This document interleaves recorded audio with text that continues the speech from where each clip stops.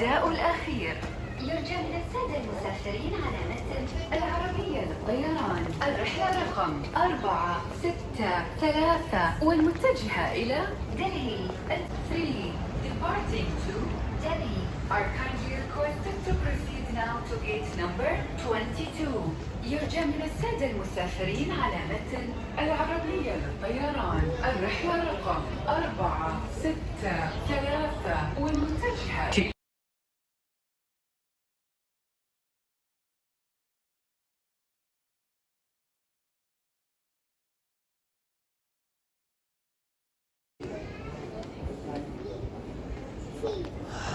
Mali wacan.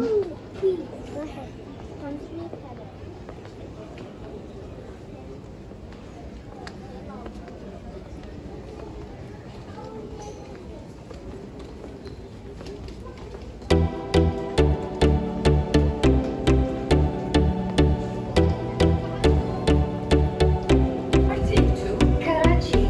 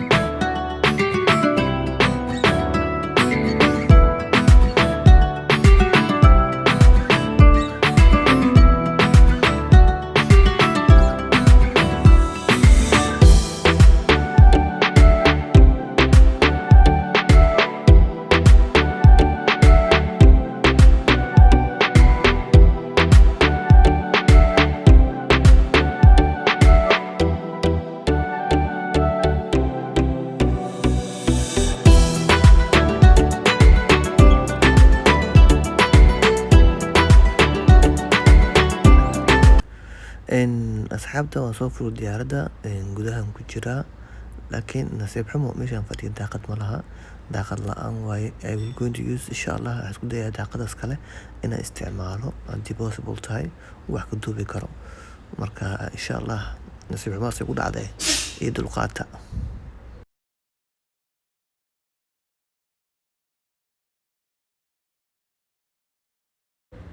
way kana anigana xaggaanaan fadhiyaa oo xaggaan eegaysa daaqad la-aanta meeshan waa meeshii daaqada maaragtay in case haddii emergency wax dhacaan looga bixi lahaa albaabkan marka anigana xaggaan iska fadhiyaa insha Allah daaqadaas iskala isticmaala ama qofta oo meesha soo fadhiisanayso ayaan dhahay iso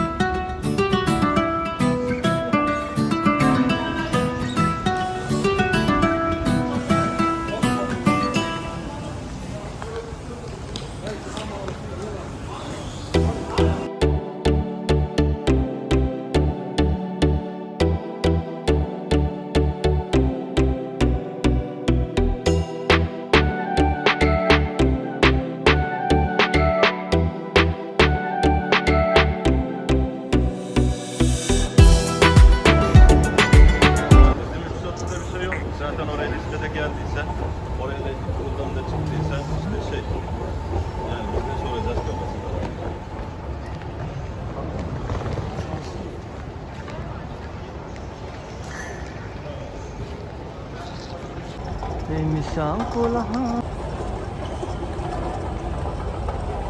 Finally inta arkay